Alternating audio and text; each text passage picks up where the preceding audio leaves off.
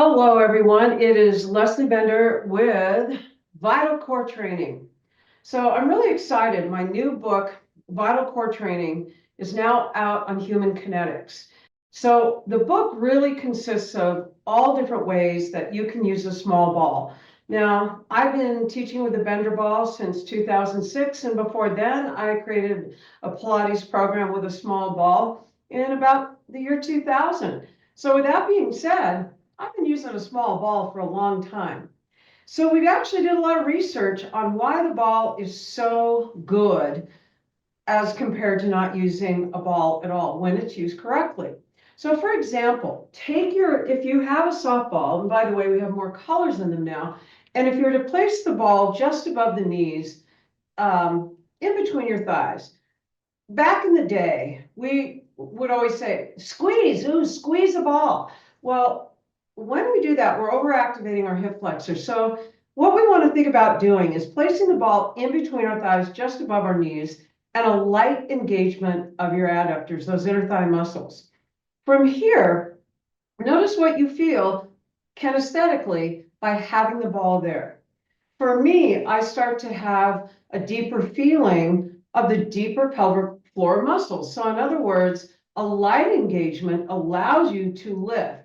So every time we inhale, we're actually, pressing down on the pelvic floor, and every time we exhale, the pelvic floor rises. So with that, not squeezing the ball allows us to activate those deep core muscles. When we think of our vital core is that of which really supports our entire body, our internal, our organs, our structure, our frame, etc. When we think of, core training being ripped abs and doing a million crunches, part of that is genetics, and part of that is what an individual, what their diet consists of. So with that being said, if we think about how we eat has a lot to do aesthetically, and how we train our core has to do with everything functionally. So take a hinge back. So in other words, place your hands here, press back into your hips and come back up. So counterbalance here. And as you squat and as you come back up, what I want you to sort of notice here is kind of what you're feeling when you extend your knees and feel the lift.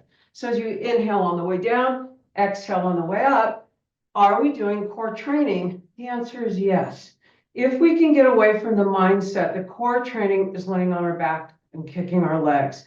So again, we can use the ball essentially once again in ways it was meant to, is also in core alignment. Now, core alignment in a lunge is not this flexed over position, but a lengthened position. Well, now my glutes and hamstrings will feel a lot of work here as I lift and lower. And now I'm in good alignment because the ball gives me feedback, which otherwise would not. Now I can really load up that front leg, and I can do lots of things with my arms. I can bring them forward and back, et cetera, et cetera.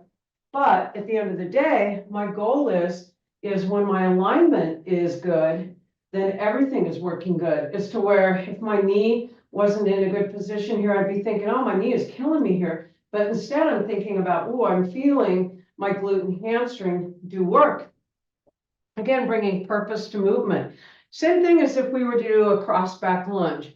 Now, an upright curtsy lunge on the back knee is pretty tenuous. But the minute you kind of hinge forward again, we're out of the knee and we're into our lateral hip. And when we start to add some rotation into this, now we're really loading up the glute. That reaction to the glute is amazing. And we don't have to go down very far to feel what's happening when we go into a cross back rotational lunge, transverse plane. So now the knee is happy, the glutes are feeling everything. So our vertical training with a small ball, there's lots of exercises in vital core training. Now, let's go ahead and go to a different position, planking. So lots of times, especially it's the new year, everyone wants to get in shape in a nanosecond. But planking is done in a lot of classes. And if I'm not in the great alignment, then I'm going to feel it in my wrists, I'm going to feel it in my shoulders, et cetera, et cetera. And I may not have the strength to hold myself here. But bringing myself down to the mat, placing the ball underneath my sternum, lifting up into my shoulders, then taking the feet off the floor, I can't collapse. If I do, I can't breathe because I'm now compressing into the ball. So by simply being here, I'm feeling the activation of my entire body. First of all, second of all, I'm in good alignment. So you could go into hip extension here. There's lots of opportunities there as well. So placing the ball under the sternum. Now, a lot of times people think that working your obliques is this silly stuff. And all this is doing is working my hip flexors. Well, I wish I would have known, 30 years ago that all that stuff that I was doing led me to a total knee replacement because I shortened up my hip flexors so much. But back then, we didn't know what we know now. So by using the ball, if you think about it, we place the ball under the ribs next to our hip. We're lengthening this hip flexor. Yes, this one is shortening, obviously, but really this leg is not doing anything. It's just there as a kickstand. But when we start to feel what's happening along the side of the body, we feel the stretch and the lengthening. Then when we take the elbow away and just lift a little bit to here, so you're not crunching up, you're suspending yourself. So as I lower down, I'm lengthening. And as I come back up, I'm still lengthening because I'm not going into a shortened position. I'm going back to a neutral position in my spine. So again, our obliques are doing some fantastic work there. What I love about this exercise is the fact that at the end of the day, you discover very quickly, so you can use your hand here as assistance, which is your more balanced side of your body. And everyone has a side of their body that is slightly different, right? So this gives me an opportunity to say, what side of my body maybe I feel more compressed on, what side do I feel more lengthened on? And this allows us to find a little bit better balance. Now, this one is my kind of claim to fame, is the ball behind the low back. But it's constantly done with all this stuff, et cetera, again, using too much hip flexors. So let's relax our hips. Let's try to disengage them a little bit. And by simply leaning back into the ball and looking up at the ceiling, you're going to feel from your sternum to your pubic bone start to switch on. So once again, as I start to bring my arms a little bit higher, and now as I lift and lower, I will start to feel the front of my body quiver. And the reason for the quiver is because I'm lengthening versus lying down here, and all I'm doing here is shortening the tissue. So again, if I am sitting at a desk, or I'm driving my car, I'm in a flex position. So why not work on extension and start to work on better posture? So by looking up, opening and closing the arms, rotating from side to side, I'm going to feel all kinds of wonderful things happening here. So again, part of vital core training is we take the small ball in lots of different positions, from seated to sideline, et cetera, et cetera. So it gives us a great opportunity to use the ball in different ways in which we're looking for better alignment, and we're also looking for better functionality.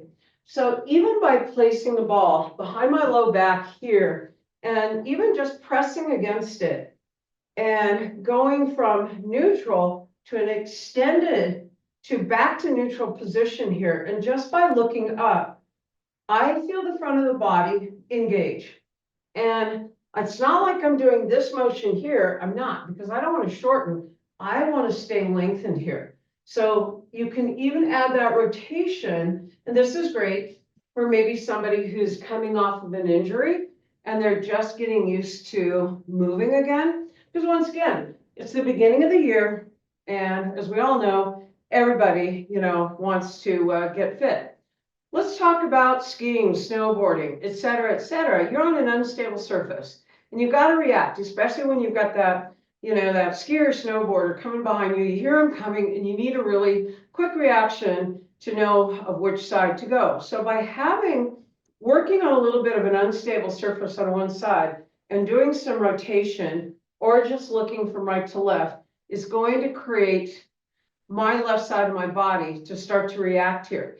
And it's not about pushing down hard on the ball with my right foot. On the contrary, it's a light touch into the ball as I rotate, as I reach. There's no right or wrong here. You can play with all kinds of movement here on an unstable surface. Now, of course, we don't want to put both feet on the ball. And I see this all the time where they're standing on it and squeezing and tucking.